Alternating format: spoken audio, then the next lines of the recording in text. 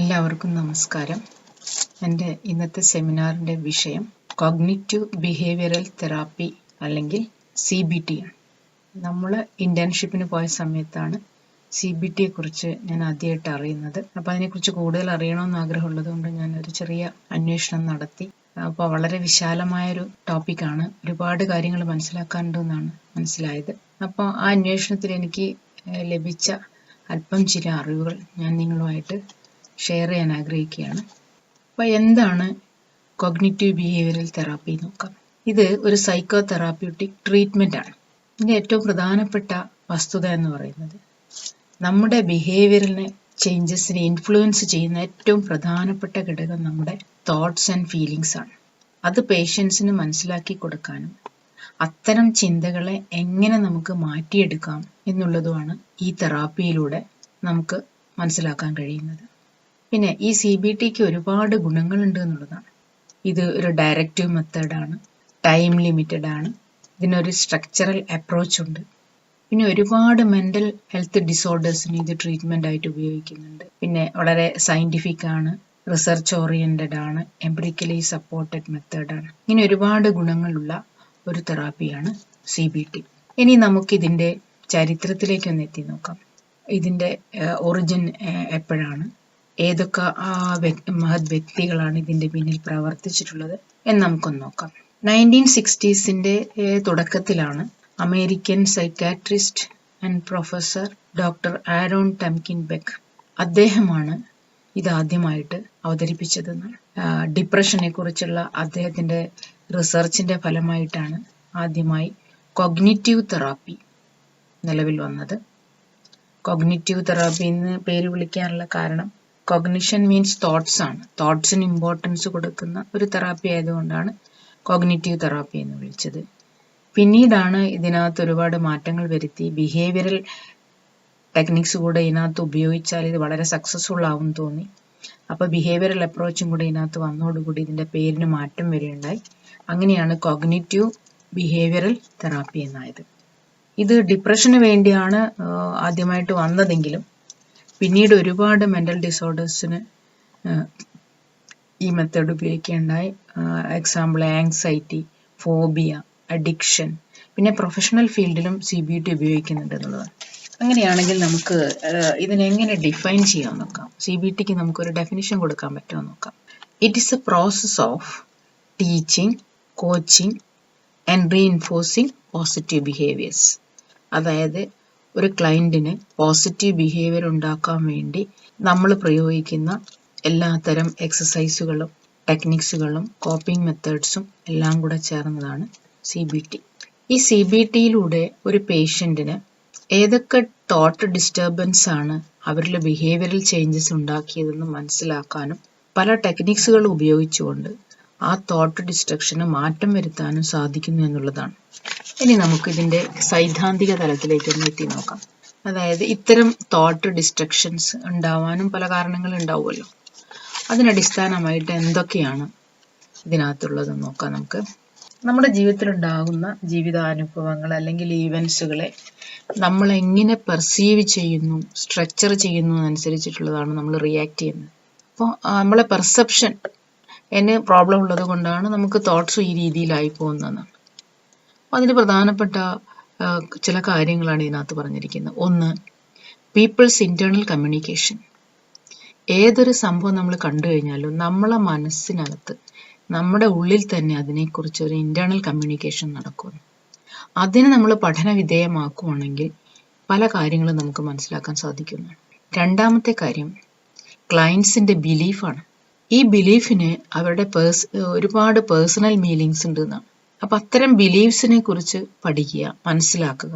ഒരു ക്ലയൻറ്റിന് തന്നെ അത്തരം ബിലീഫ്സുകളെ കണ്ടുപിടിക്കാനും മാറ്റങ്ങൾ വരുത്താനും സ്വയം സാധിക്കുന്നതാണ്. ഒരു പരിധിവരെ തെറാപ്പിസ്റ്റിൻ്റെ സഹായം ഇല്ലാതെ തന്നെ ഇത്തരം ബിലീഫ്സുകളെ കണ്ടുപിടിക്കാനുള്ള കഴിവ് ഒരു ക്ലയൻറ്റിന് തന്നെ ഉണ്ട് എന്നുള്ളതാണ് ബേസിക് അസംഷനിൽ പറയുന്നത്. ഇനി ഇതിൻ്റെ അടിസ്ഥാന തത്വങ്ങൾ എന്തൊക്കെയാണെന്ന് നോക്കാം. Basic principles of CBT. ഒരു 4 പ്രിൻസിപ്പിൾസ് ആണ് പ്രധാനമായിട്ടുള്ളത്. ഒന്ന്, cognition effects our behaviour and emotions എന്നാണ്. അതായത് നമ്മുടെ ബിഹേവിയറിനെ അഫക്റ്റ് ചെയ്യുന്നത് തോട്ട്സ് ആണ്, നമ്മൾ നേരത്തെ പറയേണ്ട അത് തന്നെയാണ് ഇവിടെ വീണ്ടും പറഞ്ഞിരിക്കുന്നത്. രണ്ടാമത്തെ കാര്യം, ഈ കോഗ്നിഷനെ നമുക്ക് ഐഡന്റിഫൈ ചെയ്യാം, ഓൾട്ടർ ചെയ്യാം, മാറ്റങ്ങൾ വരുത്താം, കണ്ടുപിടിക്കാം, മാറ്റങ്ങൾ വരുത്താം. 3, നമ്മൾ ഉദ്ദേശിക്കുന്ന തരത്തിലുള്ള ബിഹേവിയറൽ ചേഞ്ചസിന് വേണ്ടി നമ്മൾ ചെയ്യേണ്ടത് നമ്മുടെ തോട്ട്സിനെ മാറ്റങ്ങൾ വരുത്തുക എന്നുള്ളതാണ്. അതിനനുസരിച്ചുള്ള മാറ്റങ്ങൾ തോട്ട്സിൽ ഉണ്ടായിക്കഴിഞ്ഞാൽ നമ്മൾ ഉദ്ദേശിക്കുന്ന ബിഹേവിയറൽ ചേഞ്ചസ് വരുത്താൻ കഴിയുമെന്നാണ്. 4, നമ്മുടെ മൂഡ് സ്റ്റേറ്റ്സിനെ നമുക്ക് ചേഞ്ച് ചെയ്യാമെന്നാണ്. ഈ കോഗ്നിറ്റീവ് സ്ട്രാറ്റജിയും ബിഹേവിയറൽ സ്ട്രാറ്റജിയും ഉപയോഗിച്ചുകൊണ്ട് നമ്മുടെ മൂഡ് സ്റ്റേറ്റിനെ നമുക്ക് ചേഞ്ച് ചെയ്യാൻ സാധിക്കുന്നു. അതെങ്ങനെയെന്നുള്ളതാണ്. അപ്പോൾ ഈ ക്ലയൻറ്റിൻ്റെ തോട്ട്സിനെ നമ്മൾ ഐഡൻറ്റിഫൈ ചെയ്യുക, അവരുടെ റെഗുലർ റുട്ടീൻ മോഡിഫൈ ചെയ്യുക, പിന്നെ ഡേ ടു ഡേ ലൈഫിലെ പ്രോബ്ലങ്ങൾ അനലൈസ് ചെയ്യുക, അവരോട് സോക്രട്ടീസ് ക്വസ്റ്റ്യനിങ്, അതായത് നല്ല നല്ല ചോദ്യങ്ങൾ. സോക്രട്ടീസ് ക്വസ്റ്റ്യനിങ് എന്ന് പറയാൻ പ്രത്യേക കാരണമുണ്ട്. നമ്മുടെ ഫിലോസഫറായ സോക്രട്ടീസ് അദ്ദേഹത്തിൻ്റെ അനുയായികൾക്ക് പുതിയ പുതിയ ആശയങ്ങൾ കൈമാറുന്നത് ഡയറക്റ്റ് മെത്തേഡിലല്ല. നല്ല നല്ല ചോദ്യങ്ങൾ അവരോട് ചോദിക്കുകയും അതിൻ്റെ ഉത്തരങ്ങൾ അവർ കണ്ടെത്തുന്ന സമയത്ത് അദ്ദേഹം ഉദ്ദേശിക്കുന്ന തരത്തിലേക്ക് ആ ഉത്തരത്തിലൂടെ എത്തിച്ചേരുകയാണ് ചെയ്യുന്നത്. അത്തരത്തിലുള്ള ഓപ്പൺ എൻഡഡ് ക്വസ്റ്റ്യൻസ് നമ്മൾ ക്ലയൻറ്റിൻ്റെ അടുത്ത് ചോദിച്ചു കഴിയുമ്പോൾ അവരുടെ ഉള്ളിലുള്ള ആശയങ്ങൾ നമുക്ക് പുറത്തു കൊണ്ടുവരാൻ സാധിക്കുമെന്നാണ് പറയുന്നത്. അപ്പോൾ ഇത്തരത്തിലുള്ള 4 ബേസിക് പ്രിൻസിപ്പിൾസ് ആണ് CBT ഉള്ളത്. ഇനി ഈ CBT സക്സസ്ഫുൾ ആയിട്ട് വർക്കൗട്ട് ചെയ്യണമെങ്കിൽ വേണ്ട ചില പ്രധാനപ്പെട്ട ഘടകങ്ങളുണ്ട് എന്നുള്ളത്. ഒരു 10ഓളം ഘടകങ്ങൾ യോജിച്ചു വന്നാലാണ് CBT വളരെ സക്സസ്ഫുൾ ആയിട്ട് ചെയ്യാൻ കഴിയുക. അതാണ് എലിമെന്റ്സ് ഓഫ് CBT എന്ന് പറഞ്ഞുകൊണ്ട് ഉദ്ദേശിക്കുന്നത്. 1, ആക്റ്റീവ് പാർട്ടിസിപ്പേഷൻ.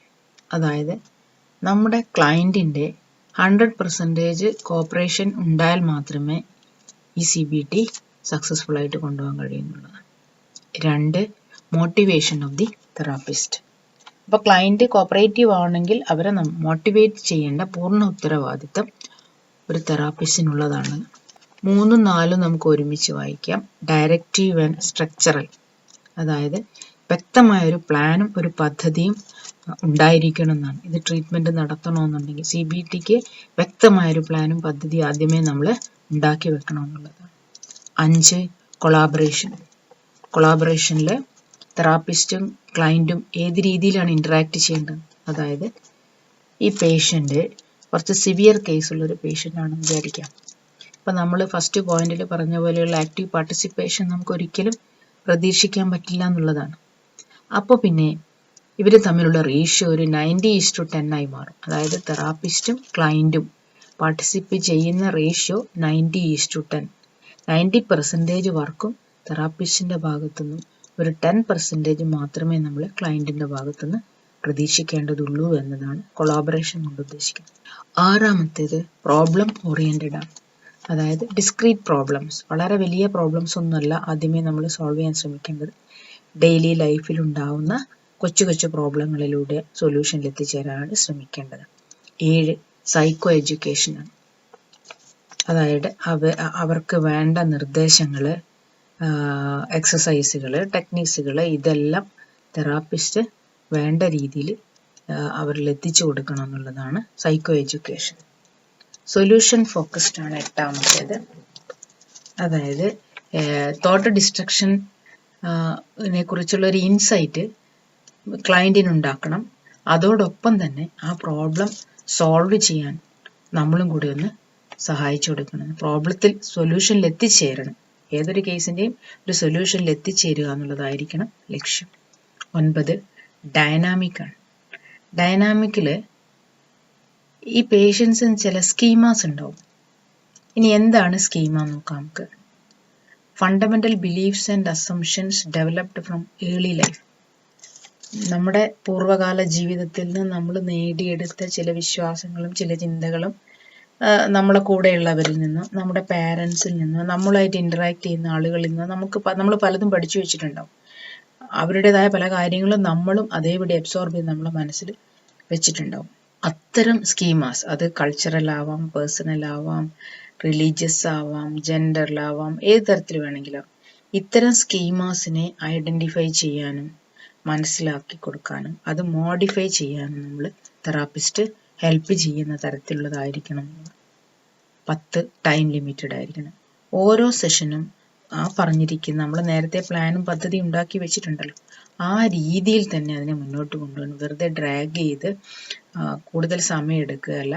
മാക്സിമം ഒരു 3 monthsന്റെ ഉള്ളിൽ ട്രീറ്റ്മെൻറ്റ് ഏതെങ്കിലും ഒരു ലക്ഷ്യത്തിൽ എത്തിച്ചേരാൻ തക്ക രീതിയിലായിരിക്കണം നമ്മൾ ചെയ്യേണ്ടതെന്നാണ്. അപ്പം ഇത്തരം ഒരു 10 ഘടകങ്ങൾ ഒത്തുചേർന്നാൽ CBT വളരെ സക്സസ്ഫുള്ളായിട്ട് കൊണ്ടുപോകാൻ സാധിക്കുമെന്നാണ് പറഞ്ഞിരിക്കുന്നത്. അങ്ങനെയാണെങ്കിൽ എന്തൊക്കെ ടെക്നിക്സുകളാണ് നമ്മൾ CBTക്കകത്ത് സാധാരണ ഉപയോഗിക്കുന്നത് നോക്കാം. ഇനി ടെക്നിക്സ് എന്ന് പറഞ്ഞുകൊണ്ട് എന്താ അർത്ഥമാക്കുന്നത് നോക്കാം. ടെക്നിക്സ് എന്ന് പറഞ്ഞാൽ സെറ്റ് ഓഫ് ഇൻട്രസ്റ്റിംഗ് എക്സസൈസസ്, പേഷ്യൻറ്റിന് താല്പര്യം ഉണ്ടാക്കുന്ന തരത്തിലുള്ള ആക്ടിവിറ്റീസ് അല്ലെങ്കിൽ എക്സസൈസസ് അല്ലെങ്കിൽ എഡ്യൂക്കേഷണൽ സ്കിൽസ് അല്ലെങ്കിൽ കോപ്പിംഗ് മെത്തേഡ്സ്, അങ്ങനെയുള്ള കാര്യങ്ങൾ ഉപയോഗിച്ചുകൊണ്ട് ബിഹേവിയറൽ പ്രോബ്ലംസ് സോൾവ് ചെയ്യുക. അത് കഴിഞ്ഞിട്ട് അതിലൂടെ നല്ലൊരു പോസിറ്റീവ് പേഴ്സണാലിറ്റി ഉണ്ടാക്കി തീർക്കുക. അതിന് വേണ്ടുന്ന തരത്തിലുള്ള എക്സസൈസുകളെയാണ് ഇവിടെ ടെക്നിക്സ് ആയിട്ട് ഉദ്ദേശിക്കുന്നത്. അപ്പോൾ നമ്മൾ പ്രാക്ടിക്കലിൻ്റെ സമയത്ത് ഒരുപാട് ടെക്നിക്സുകൾ പരിചയപ്പെട്ടതാണ്. അപ്പോൾ ഇതിൽ CBTയിൽ ഒരുപാട് ടെക്നിക്സുകളുണ്ട്. അതിലൊരു 11 ആണ് ഞാനിവിടെ അവതരിപ്പിക്കാൻ ഉദ്ദേശിക്കുന്നത്. എല്ലാത്തിനും സമയം കാണുമെന്നറിയില്ല, മാക്സിമം ഞാൻ ശ്രമിക്കാം. Number 1, cognitive rehearsal. ഇവിടെ നമ്മളെ ക്ലയൻറ്റിന് നേരത്തെ ഉണ്ടായിട്ടുള്ള ഏതെങ്കിലും ഒരു പ്രോബ്ലമാറ്റിക് സിറ്റുവേഷൻ, ഏതെങ്കിലും ഒരു പാസ്റ്റ് പ്രോബ്ലം ഒന്ന് റീകളക്ട് ചെയ്യാൻ പറയാം. എന്നിട്ട് ആ പ്രോബ്ലത്തിനെ കുറിച്ച് ക്ലയൻറ്റും തെറാപ്പിസ്റ്റും കൂടെ ഇരുന്നിട്ട് ഒരു അനാലിസിസ് നടത്തി ആ പ്രോബ്ലത്തിനെ എങ്ങനെ പോസിറ്റീവായിട്ട് സോൾവ് ചെയ്യാമെന്നുള്ളത് ഡിസ്കസ് ചെയ്ത് സൊല്യൂഷനിലെത്താം. നല്ല ഇമാജിനേറ്റീവ് പവർ ഉണ്ടെങ്കിൽ എത്രയും പെട്ടെന്ന് ഇത് സാധിക്കേണ്ടതാണ്. അങ്ങനെ ചെയ്യുന്ന സമയത്ത് ഈ ക്ലയൻറ്റിന് ഒരു കോൺഫിഡൻസ് വരും. അപ്പോൾ ഇതുപോലുള്ള സിറ്റുവേഷൻസ് ഭാവിയിൽ ഉണ്ടായാലും എനിക്ക് സോൾവ് ചെയ്യാൻ കഴിയും എന്നുള്ളൊരു കോൺഫിഡൻസ് ക്ലയൻറ്റിന് ഉണ്ടാക്കി കൊടുക്കുക എന്നുള്ളതാണ്. രണ്ടാമത്തെ ടെക്നിക്ക് വാലിഡിറ്റി ടെസ്റ്റിംഗ്. ഇവിടെ ക്ലയൻറ്റ്സിൻ്റെ ബിലീഫ്സുകൾ, വിശ്വാസങ്ങൾ, പല വിശ്വാസങ്ങളും തോട്ട്സുകളും ഉള്ളിലുണ്ടാവും. അപ്പോൾ അതിന് തക്കതായ കാരണങ്ങൾ, എന്തുകൊണ്ട് ഇത്തരത്തിലുള്ളൊരു വിശ്വാസം അവരുടെ മനസ്സിലുണ്ട്, അതിന് തക്കതായ എവിഡൻസ് എന്ത്, തെളിവൊന്ന് വിശദീകരിക്കാൻ പറയുക. ഇന്ന കാരണങ്ങൾ കൊണ്ടാണ് ഞാൻ ഈ വിശ്വാസത്തിൽ അടിയുറച്ച് നിൽക്കുന്നതെന്ന് പറയിപ്പിക്കുക അവരെ കൊണ്ട്. അങ്ങനെ പറഞ്ഞു വരുന്ന സമയത്ത് അവർക്ക് തക്കതായ ഒരു എവിഡൻസ് തരാൻ പറ്റാത്ത ഒരവസ്ഥയിലേക്കാവും. അപ്പോൾ തന്നിരിക്കുന്ന ഇവരുടെ ബിലീഫ്സിൻ്റെ ഒരു ഫോൾട്ടി നേച്ചർ അവർക്ക് ക്ലിയർ ആക്കി കൊടുക്കുകയാണ്. അപ്പോൾ ഇത്തരത്തിലുള്ള വിശ്വാസങ്ങളെ ഒന്ന് മാറ്റി ചിന്തിക്കാനും ആ രീതിയിൽ ചിന്തിച്ചാൽ ഉണ്ടാകുന്ന റിസൾട്ട് എന്താണെന്നും അവർക്ക് പറഞ്ഞ് മനസ്സിലാക്കി കൊടുക്കുക. 3, റൈറ്റിംഗ് ഇൻ എ ജേണലാണ്. അതായത് നമ്മൾ അഡിക്ഷൻ സെൻറ്ററിൽ കണ്ട പോലെ ഡയറി എഴുതിപ്പിക്കുക. ഓരോ ദിവസത്തെയും അവരുടെ അനുഭവങ്ങൾ, അവരുടെ പെരുമാറ്റം, അവരുടെ ചിന്തകളെല്ലാം ഡയറിയിൽ റിപ്പോർട്ട് ചെയ്യും. എന്നിട്ട് തെറാപ്പിസ്റ്റും ക്ലയൻറ്റും കൂടെ ഇരുന്നിട്ട് അതൊന്ന് ഡിസ്കസ് ചെയ്ത് അതിന് മാറ്റങ്ങൾ വരുത്തി നല്ല രീതിയിലേക്ക് അവരെ കൊണ്ടുപോകാൻ ശ്രമിക്കും. അതാണ് writing in A journal. 4th one is guided discovery. ഇവിടെ നമ്മൾ ഇമ്പോർട്ടൻസ് കൊടുക്കുന്നത് പെർസെപ്ഷനാണ്. നമ്മൾ പറഞ്ഞു, നമ്മൾ ഏത് രീതിയിലാണോ ഈവൻസിനെ പെർസീവ് ചെയ്യുന്നതിനനുസരിച്ചുള്ള റിയാക്ഷനാണ് നമ്മളെ ഭാഗത്തുണ്ടാവുന്നത്. അപ്പം നമ്മൾ ഈ പെർസെപ്ഷൻ ഒന്ന് കറക്റ്റ് ചെയ്താൽ നമ്മുടെ വിഷനും എന്താവും, റെഡിയാവുന്നതാണ്. പിന്നെ നമുക്കിപ്പോൾ കണ്ണിൻ്റെ കാഴ്ച കുറയുകയാണെന്ന് വിചാരിക്കും. അപ്പം നമ്മളൊരു ഒപ്റ്റീഷ്യൻ്റെ അടുത്ത് ചെല്ലുന്നു, ടെസ്റ്റ് ചെയ്യുന്നു. ടെസ്റ്റ് ചെയ്യുന്ന സമയത്ത് അവരെന്ത് പലതരം ലെൻസുകൾ ഇങ്ങനെ വെച്ച് ടെസ്റ്റ് ചെയ്ത് ലാസ്റ്റിൽ ഏതോ ഒരു പ്രത്യേക ഘട്ടത്തിലെത്തുമ്പോൾ ആ ലെൻസ് നമുക്ക് പെർഫെക്റ്റ് വിഷൻ തരികയാണ്. അപ്പോൾ അതിനെ നമ്മൾ ആക്സെപ്റ്റ് ചെയ്യുന്നു. ഇതേപോലെ ഇവിടെ ലെൻസ് ഉദ്ദേശിക്കുന്ന ഈ പെർസെപ്ഷൻ. ഈ പെർസെപ്ഷൻ കറക്റ്റ് ചെയ്യാൻ വേണ്ടി നമ്മൾ പല ടെക്നിക്സുകളും ഇങ്ങനെ ഉപയോഗിച്ചുകൊണ്ടിരിക്കുക. അപ്പോൾ ഏതെങ്കിലും ചില ടെക്നിക്സ് ഉപയോഗിക്കുന്ന സമയത്ത് ഇവരുടെ പെർസെപ്ഷൻ എന്താവാം, കറക്റ്റ് ആവും. ആ സമയത്ത് അത് കറക്റ്റ് ചെയ്ത് കൊടുക്കുക. അതാണ് ഗൈഡഡ് ഡിസ്കവറി. 5, മോഡലിംഗ് ആണ്.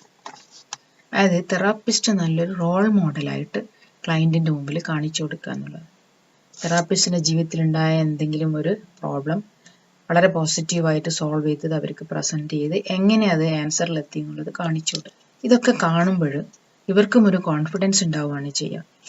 എൻ്റെ ജീവിതത്തിൽ ഇത്തരം പ്രോബ്ലങ്ങൾ ഉണ്ടാവുമ്പോൾ ഞാൻ ഈ രീതിയിൽ ഇതിനെ കൈകാര്യം ചെയ്ത് നല്ല നിലയിൽ എത്തിച്ചേരും എന്നുള്ളൊരു ആത്മവിശ്വാസം കൊടുക്കുക എന്നുള്ളതാണ്. 6th one, ഹോംവർക്കാണ്. ഹോംവർക്കിൽ നമുക്ക് ഏതൊക്കെ ബിഹേവിയർ ആണോ ചേഞ്ച് ചെയ്യേണ്ടത് അതിനനുസൃതമായ വല്ല ബുക്കുകളും കഥകളും ഒക്കെ അവർക്ക് വായിക്കാൻ വേണ്ടി കൊടുക്കുക.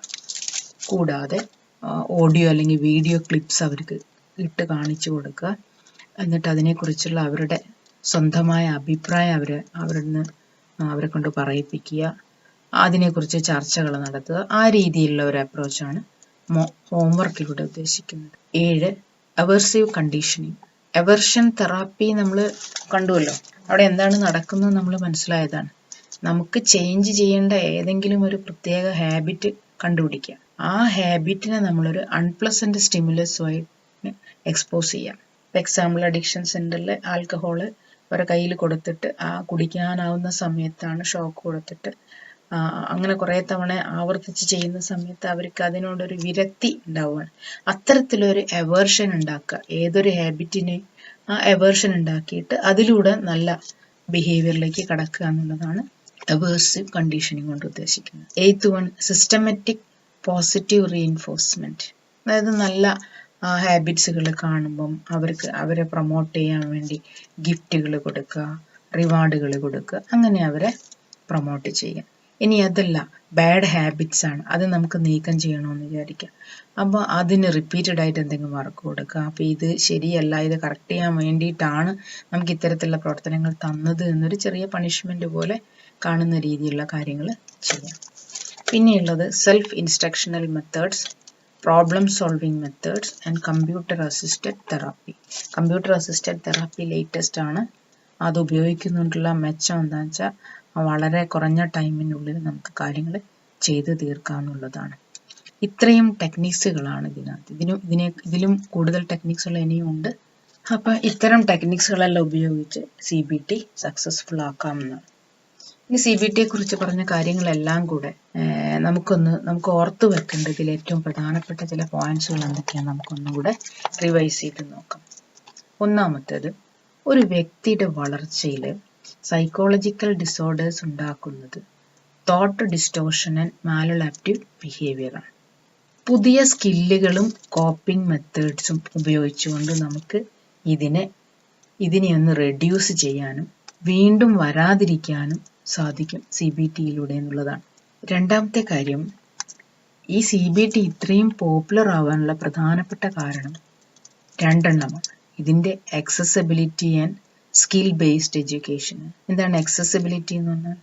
സാധാരണക്കാരനും എത്രയും പെട്ടെന്ന് എത്തിച്ചേരാൻ പറ്റുന്ന ഒരു ചികിത്സാ രീതി, അതാണ് accessibility കൊണ്ട് ഉദ്ദേശിക്കുന്നത്. പിന്നെ എഡ്യൂക്കേഷൻ ബേസ്ഡ് സ്കിൽസ് ആണ് കൊടുക്കുന്നത്. ഈ 2 കാരണങ്ങളും വളരെ പ്രധാനപ്പെട്ടതാണ്. പിന്നെ ഇതുകൊണ്ട് ക്വാളിറ്റി ഓഫ് ലൈഫ് ഇംപ്രൂവ് ചെയ്യും, നല്ലൊരു സോഷ്യൽ വെൽബീയിങ് ഉണ്ടാക്കാൻ പറ്റും. പിന്നെ ആരോൺ ബെക്കിന്റെ പ്രധാനപ്പെട്ട ഒരു ഒബ്സർവേഷൻ എന്താണെന്ന് വെച്ചാൽ, തോട്ട് ഡിസ്റ്റോർഷൻ ഉള്ളത് കൊണ്ടാണ് നമുക്ക് റിയാലിറ്റി മനസ്സിലാക്കാൻ കഴിയാത്തതെന്നാണ്. അപ്പോൾ ഈ തോട്ട് ഡിസ്റ്റോർഷൻ ഉണ്ടാവാനും പല കാരണങ്ങളും അദ്ദേഹം പറയുന്നുണ്ട്. പല മുൻധാരണകളും വെച്ചുകൊണ്ടാണ് നമ്മൾ ഓരോ കാര്യത്തെയും കാണുന്നത് എന്നാണ്. ഈ മുൻധാരണ ഉള്ളത് കൊണ്ടാണ് റിയാലിറ്റിയെ നമുക്ക് പെർസീവ് ചെയ്യാൻ സാധിക്കാത്തത് എന്നാണ്. ഇതൊക്കെയാണ് ഇതിൻ്റെ. പിന്നെ വളരെ 75% പേഷ്യൻസിനും വളരെ സിഗ്നിഫിക്കൻ്റ് ആയിട്ടുള്ള ഇമ്പ്രൂവ്മെൻ്റ് ആണ് ഇതിലൂടെ ലഭിക്കുന്നത്. പിന്നെ ടൈം ലിമിറ്റഡ് ആണ്, സാധാരണക്കാരനും അഫോർഡബിൾ ആണ്, ഡെയിലി ലൈഫ് പ്രോബ്ലംസ് ആണ് ഇത് സോൾവ് ചെയ്യുന്നത്. ഇത്തരത്തിലുള്ള ഒരുപാട് ഗുണങ്ങളാണ് CBTകളിൽ. അങ്ങനെയാണെങ്കിൽ ഇതിന് എന്തെങ്കിലും ചില ലിമിറ്റേഷൻസ് ഉണ്ടോ എന്ന് നമുക്കൊന്ന് നോക്കാം. രണ്ട് പോയിന്റ്സേ എനിക്ക് കിട്ടിയിട്ടുള്ളൂ. ഒന്ന്, വളരെ സിവിയർ ആയിട്ടുള്ള കേസിലുള്ളൊരു പേഷ്യൻ്റ് ആണെങ്കിൽ നമുക്ക് ഇതത്ര സക്സസ്ഫുൾ ആയിട്ട് കൊണ്ടുപോകാൻ സാധിക്കില്ല. കാരണം നമുക്ക് പേഷ്യൻറ്റിൻ്റെ പാർട്ടിസിപ്പേഷൻ വളരെ നിർബന്ധമാണ്. അത് ഈ ഒരു സന്ദർഭത്തിൽ നമുക്ക് ലഭിക്കാനുള്ള സാധ്യത വളരെ കുറവാണ്. രണ്ടാമത്തേത്, ഡെയിലി ലൈഫ് പ്രോബ്ലംസിനാണ് ഇതിന് കൂടുതൽ ഇമ്പോർട്ടൻസ്. ഫാമിലിയിലുള്ള വലിയ വലിയ ഇഷ്യൂസോ അല്ലെങ്കിൽ ഇമോഷണൽ പ്രോബ്ലംസോ ഒന്നും നമുക്ക് വേണ്ടത്ര CBTയിലൂടെ മുന്നോട്ട് കൊണ്ടുപോകാൻ സാധിക്കില്ല എന്നുള്ളതാണ്. ഈ 2 കാര്യങ്ങൾ ഒഴിച്ച് ബാക്കിയുള്ള എല്ലാ കാര്യങ്ങളും വെച്ച് നോക്കുമ്പോൾ CBT വളരെ സക്സസ്ഫുൾ ആയിട്ട് നമുക്ക് ചെയ്യാൻ പറ്റിയ ഒരു ട്രീറ്റ്മെന്റ് ആണ്. നമ്മുടെ കൗൺസിലേഴ്സ് എന്ന നിലയ്ക്ക് നമുക്ക് ഒരുപാട് ഇതിലുള്ള കാര്യങ്ങൾ ഉപയോഗപ്രദമാക്കാൻ സാധിക്കുമെന്നാണ് ഞാൻ മനസ്സിലാക്കുന്നത്. എന്തായാലും ഈ CBT ഉപയോഗിച്ചുകൊണ്ട് നല്ലൊരു പോസിറ്റീവ് പേഴ്സണാലിറ്റി വരുന്ന തലമുറയിൽ ഉണ്ടാക്കാൻ എല്ലാവർക്കും സാധിക്കട്ടെ എന്ന് മാത്രം ആശംസിക്കുന്നു. Thank you. Cognitive behavioral therapy, or CBT, is a form of intervention widely used in psychotherapy, counseling, and life coaching. CBT provides the right tools and support to engage a powerful process of change without wasting a massive amount of time and energy. The reason why CBT is so popular is simple. It works incredibly well. A good amount of scientific research shows how effective CBT is in helping people solve problems and experience positive outcomes. CBT is aimed at changing patterns of thinking and behavior that keep us stuck and prevent us from overcoming the obstacles we face. First, CBT intervenes on our thoughts. The way we think influences our lives because it defines how we understand and interpret the world and the events. In this sense, our thinking pattern can be imagined as a pair of glasses that allows us to see the world in a certain way. It is useful to work on our thoughts and beliefs to deal with issues such as depression, anxiety, and others. Let's say I have a low self-esteem, and my thoughts about myself are unrealistically negative. I believe I'm a worthless person, whose needs are irrelevant and whose opinions are uninteresting. First, CBT allows me to be aware of these thoughts and the negative impact they have on my life. Then, CBT helps me address my limiting beliefs and challenge them effectively. CBT also intervenes on our behavior. Our behavior has a big influence on our lives, our feelings, and our happiness. In fact, our behavior creates outcomes that can be either positive or negative. CBT makes sure that we experience less negative outcomes and more positive ones. Let's say I have low self-confidence and I avoid public speaking. My avoidance is caused by my low self-confidence, but at the same time, my avoidance reinforces my low self-confidence, creating a vicious circle in which I'm stuck. CBT allows me to address my behavior in small steps in order to experience positive outcomes and to react constructively to external events and circumstances. CBT is extremely flexible. It can be applied to either severe issues or more practical problems. It can address a variety of unpleasant situations, such as stress, anger, troublesome emotions, procrastination, and others. If you are looking for an effective way to improve your life, overcome your obstacles, and achieve a state of satisfaction, cognitive behavioral coaching is certainly a clever option.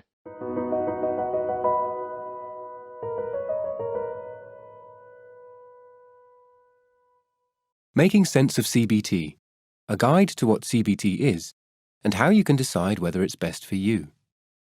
If you're living with a mental health problem, it can be hard to know which way to turn or what to do to feel better. You might go to your GP, and one of the first things they might offer is CBT, which stands for Cognitive Behavioral Therapy. It combines cognitive therapy, examining the things you think, and behavioral therapy, examining the things you do. The word therapy might make you think of laying on a couch talking to a man with spectacles and a beard about your childhood while he analyzes your dreams, but CBT is actually a very practical type of talking therapy, which focuses on goals and focuses mostly on the present day and things that are affecting you in your life now. The theory behind CBT is that the way we think about situations can affect the way we feel and behave. It does this by dealing with how your thoughts affect your feelings and behaviors, and teaches you coping skills for dealing with different problems. For example, you might make a simple mistake, like, say, burning the dinner. This might make you think bad things, and it might make you feel worthless and inadequate, which could lead you to do things like withdrawing, snapping at your family, or trying to avoid things which you think might go wrong. Or perhaps you've been invited out for drinks with some friends, and you start thinking negative things. This might make you feel anxious and scared, which might make you do something like saying no to the invite, avoiding your friends completely, or using drink and drugs to cope with the situation. Over time, whether it's years, weeks, or months, this cycle of thoughts, feelings, and behaviors may have happened so many times it's become like a habit. You start avoiding situations more and more, or automatically blame yourself if something goes wrong. And the more you do these things, the worse it can get. A CBT therapist will help you break this cycle and figure out what sorts of negative feelings, thoughts, and behaviors might be contributing to the problems you're experiencing. They will help you deal with your negative thinking and help you change your behavior, both of which will lead to an improvement in your mood. CBT can be helpful for people with nearly every diagnosis you can think of and can be delivered through one-on-one sessions, in groups, self-help books, online, or through a CD-ROM. That doesn't mean that CBT works for everyone, though. Some people struggle with it because they find it just too hard to talk about their feelings. CBT is usually quite a short-term treatment, and so you may find that your problems are too complex to deal with in the time. It can also be quite hard work. Your therapist will probably set you homework, and you have to really practice the skills they teach you to see a difference in how you're feeling. If you don't think CBT is the right treatment for you, you should be able to talk to your GP about what alternatives there are. The Mind website also has lots of information about the different treatments that are available for a wide range of mental health problems. And Mind's info line can also talk to you about what you might find helpful.